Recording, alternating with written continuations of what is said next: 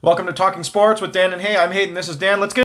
Okay, first topic we're going to talk about today is what team in the NCAA tournament, not a 1 or 2 seed, do you think has the best chance to go to the national championship?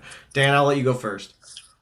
Yeah, that's a good question. I did two brackets this year, and I guess my second bracket I have UCLA winning it all. I think the East might be one of the easier regions overall. I don't think Baylor is very good, at least for a number one seed. They just battled too many injuries this year. I saw one of their starting guards, one of their top guards. Now it's going to miss the opening weekend as well. So Baylor's a little bit weaker. They're definitely not the team from last year. Kentucky's good, but they can have off nights. Purdue, same deal. So I really like UCLA. I mean, last year, obviously, they were, I want to say, the 11th seed, kind of went on that unexpected run, lost to Gonzaga in the Final Four on a Jalen Suggs jumper that went in the final second. So UCLA's got a lot of talent. Johnny Juzang is phenomenal. UCLA's lost, I want to say, like 7 games. A lot of those, though, have come against quality opponents. They lost to Arizona. They lost to Gonzaga by 20 early, but that was in November, I want to say. So overall, I really like UCLA. I think the talent-wise they have and the path they have, really, I think their toughest test would either come against Gonzaga in the Final Four, potentially maybe a Purdue or Kentucky in the Elite Eight. Mm-hmm. Yeah. Yeah, I think any one of those four could be there at the end, Yeah. from their group. I think they have the toughest 1 through 4, but they're probably the best 4 seed in the tournament for sure. Yeah, I mean, I like Texas Tech too, but the fact that they have to play Duke, they have to play potentially Gonzaga, um, their offense, even though they have the best defense maybe in college basketball, their offense at times can kind of get a little stagnant and sluggish. They really just need kind of an average offense like we've talked about in the past to win games. But if that offense is really off, they're going to struggle against quality opponents. But they could go on a deep run too. Maybe a Tennessee is another one. But again, they're kind of a similar situation as well. Mm-hmm. Yeah. Yeah, I could see that. What do you think about Wisconsin? I think They're Wisconsin is actually my pick to win the national title. I I just think they have the I mean, Colgate might be their toughest opponent until they get to Auburn. I mean, the LSU Iowa State, LSU's missing their coach. Iowa State's, kind of I think they're going to beat LSU and get to Wisconsin. I just think Wisconsin's a better team defensively too. Auburn is again another one of those teams that's up or down. They just have some really really bad days. I mean, it may come down to Wisconsin and Iowa, which would be kind of funny. But I mean, Greg Gard is arguably the best coach in the country. Wisconsin is turning out NBA talent every single year. not good talent, but yeah. Um, Not good talent.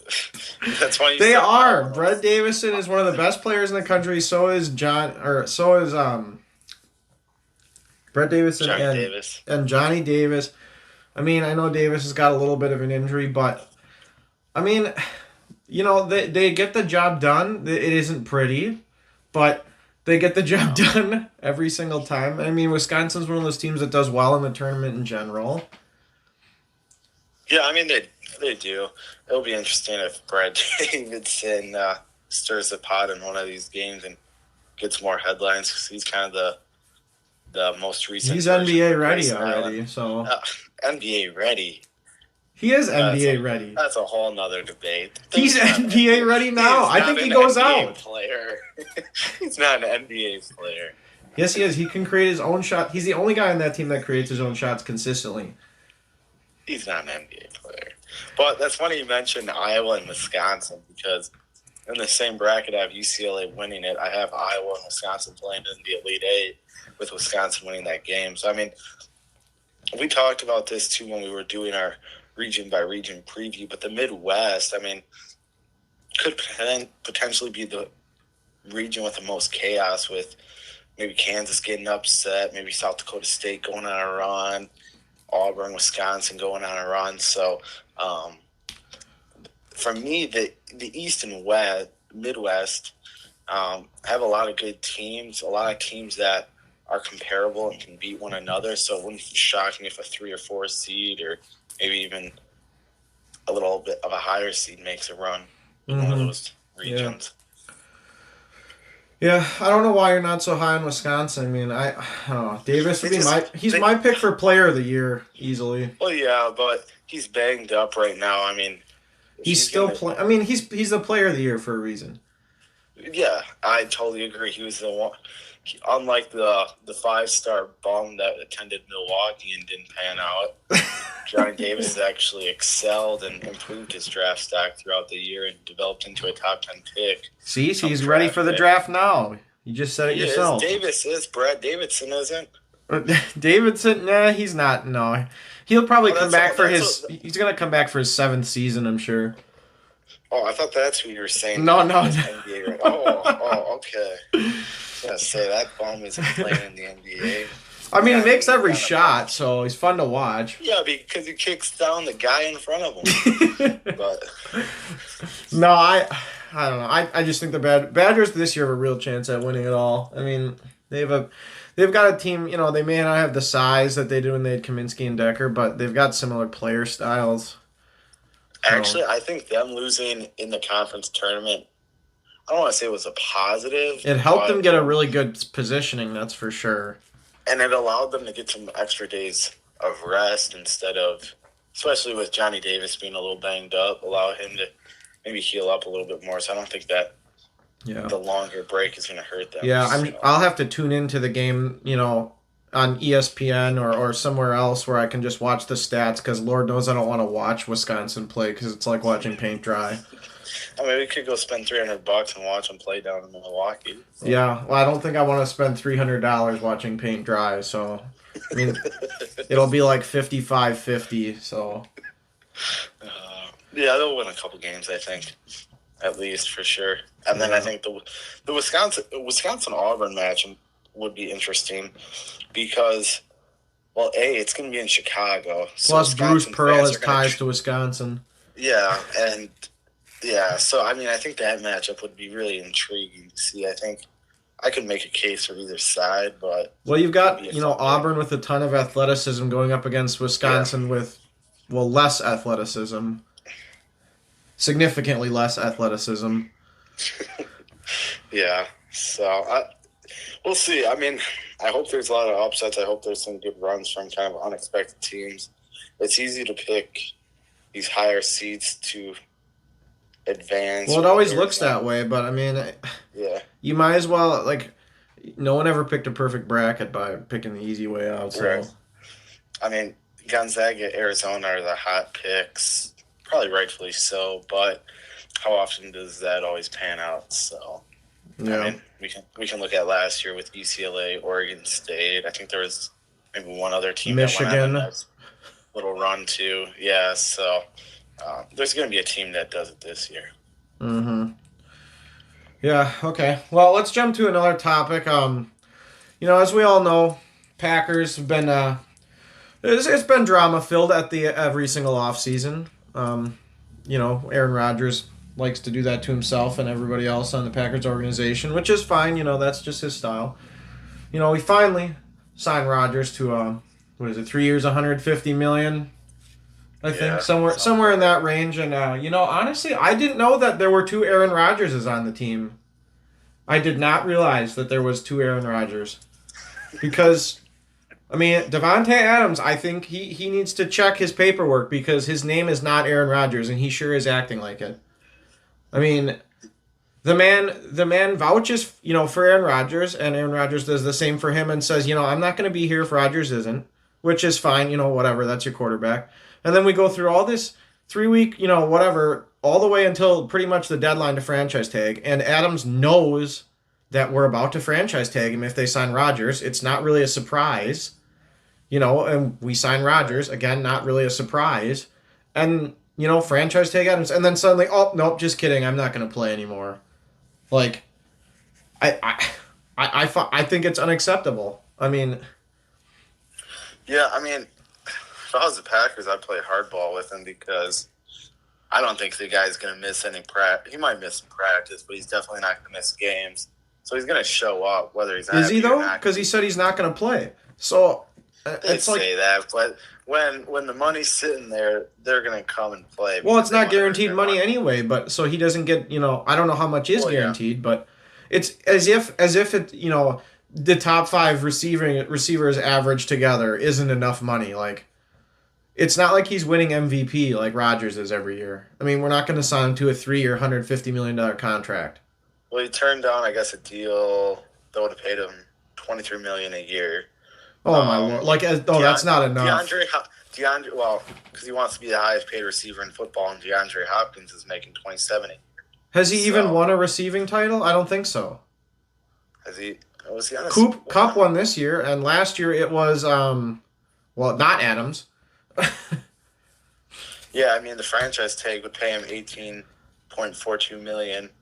Again, I would play hardball with him, make him show up, or sign him to maybe a 3-year deal or something if he doesn't want to be here. If Rodgers, yeah, but it's like now that's dead cap room, and we just got through this drama-filled offseason, and now Adams thinks, now it's my turn to just screw around effectively. Would you trade him? I mean, you can't trade him. The Packers are in control of who he gets traded to because he's tagged, but you can't trade him. If he wants a long-term contract, I think his problem is the money is not guaranteed under the franchise tag.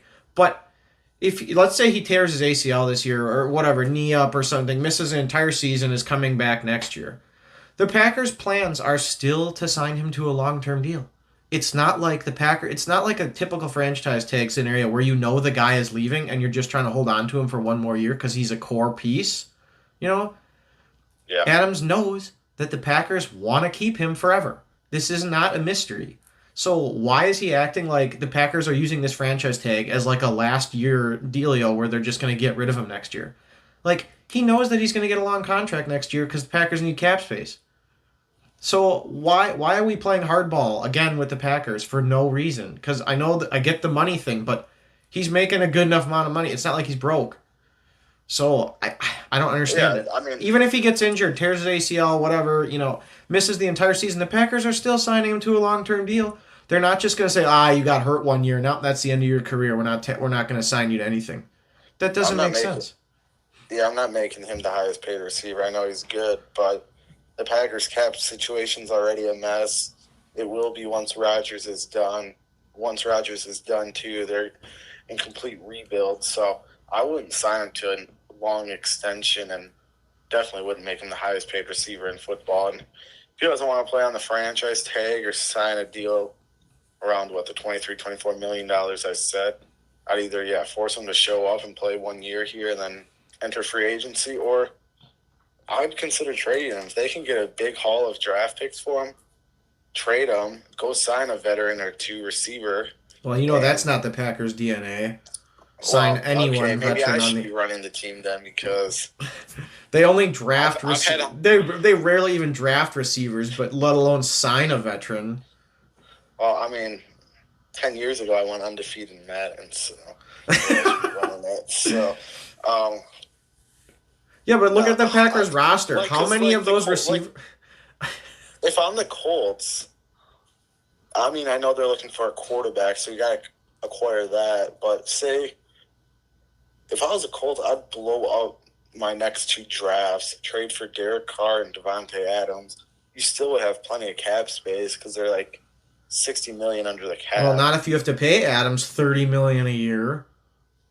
Yeah, but you still got cap space, even if you sign both. Well, yeah, because you're signing him to a long-term deal. It just makes him. It's just silly.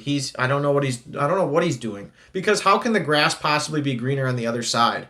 I mean, you're telling me that you're gonna go to some team where the quarterback is trash and he's gonna throw up 1,500 yards and 20 touchdowns? Like, no, he's trade him to the Jets or something, or the Eagles. Oh yeah, that's exactly what I'm talking about. Like, he thinks that he's gonna, by playing hardball at the Packers, he's gonna make so much more money, as if he's not making, the offer isn't good on the table. Like, I know Adams is great. He's the best route runner in the league. He catches everything. But I think, you got to take a little bit of consideration into who is his quarterback. because Yeah, who Lord made them? knows, Jared Goff's not making those throws downfield to him every time, Well, or Zach yeah. Wilson or whoever else. I mean, we remember Devontae Adams when they first drafted him. The guy was dropping every pass thrown his way. Was And that an was when we had a average really good Aaron receiver. Rodgers still. So Yeah. So Aaron Rodgers has made him. I'd consider, like I said, I would consider trading him. I wonder what you could get for him. Probably a decent haul of picks. well, that's all well and good, but let's say we get 2 first rounders for him. The Packers are gonna, be the usual Packer selves, go into the draft and probably pick a quarterback in the first round, and then They've they'll go got ahead and pick like offensive line, and even without ends, and they'll be like, oh, we're okay. Valdez Scantling can be our one, and then we'll have Lazard as the number two. Perfect. And then Mercedes Lewis can be our starting tight end. And then it's we're gonna funny pay that Rodgers $50 million a year, and because that'll please him, I'm sure, to throw to Mercedes Lewis. I think was it yesterday or 2 days ago. I was at the gym and they had NFL Network on. I want to say, and they had mock draft, and in the first round they had the Packers. I want to say taking a guard. I'm like, no way, you got to take a receiver here in the first round this year, especially with some of the receiver talent. I think they need a quarterback. Stop. Between the two Ohio State receivers, Alabama's got a top receiver. I would pick the Alabama draft. receiver that was hurt. I know he was hurt, Yeah. but that doesn't mean anything. I mean, he's still a I'll stud. take any of them. Like I don't know. They'll find a way to not take a receiver. They are extremely, even if it's their pick and they've got the number one receiver ready to go for him, they'll find a way to trade down or take a guard or, they'll take a corner again. Like it's I don't know. It's Yeah, their let's take DNA. I cornerbacks. think they just perpetually like pissing Rodgers off. Probably, but he obviously is happy with him right now. They had to come to some sort of agreement that they were gonna add some offensive pieces to this roster because So that includes eliminating Devontae Adams. well, that's his fault. Yeah, no, but that's what I don't understand. You'd think Devontae Adams and Aaron Rodgers would talk, like, hey, they're going to sign me to this deal. I want you to play, or, they probably had an agreement coming in, and then Adams is like, no, I'm okay. I won't play. Would you take like first round pick this year and a first round pick next year, a first round pick this year, and a second round pick this year, or something like along those lines, or Probably not. I mean, we're talking about one of the top 5 receivers in the NFL 2 seasons straight. Like, okay, I mean, he's not Jerry Rice, but like, okay. because you are pretty much sending the offense into full rebuild mode if you don't have Adams on the field. Like, they have 0 starting receivers outside of Adams right now, and 15 receivers on the roster or whatever that are all below average. So you would need a Justin Jefferson caliber receiver and a pick. What about this? So, Buccaneer here. This is some breaking news for you. Buccaneers franchise player Chris Godwin reached an agreement on a 3-year, $16 million deal that includes $20 million fully guaranteed at signing. With the Bucs? Yeah, Chris Godwin is 26. I'd rather have Chris Godwin at 3 years, $60 million, $40 million guaranteed than Devontae Adams, however old he is, at $25 to $30 million a for year. however many years. Yeah, give me Chris Godwin. I feel like those two dudes are comparable players. Devontae Adams is 29, Chris Godwin 26. I mean, if Godwin's getting $20 million a year with. It's really whatever that is. The receiver 13.3 guaranteed a year. Yeah. The receiver in this day and age is a replaceable part. Like, I understand that you got guys like Cooper Kupp, Devontae Adams, where it's like you think they're irreplaceable, but then suddenly all you got to do is draft a Justin Jefferson, and voila, 2 years later you've got another guy that's in the top 10 receiving. So I mean, that it's one of the most replaceable parts because there are many of them, but. Like, I don't understand spending a fortune. Like, you're spending quarterback level pay on a receiver. Like, and he's not touching the ball every play. Especially, like, Packers have shown, especially in the regular season at least, maybe not this postseason, but that you can have these average receivers you pick off pick up off the scrap heap, and they're productive. Alan Lazard, the guy who was cut by the Giants, and they turned him into a number 2. Now, Well, by default, he's a he number was 2. more like a number 3 at best. But At best. Okay, he was productive, probably number 4. Probably because his quarterback's Aaron Rodgers, though. Yeah, exactly. But that's my point. Is like you just need good athletes who can catch the ball and know how to run a route, and not just a fly route, some actually decent route.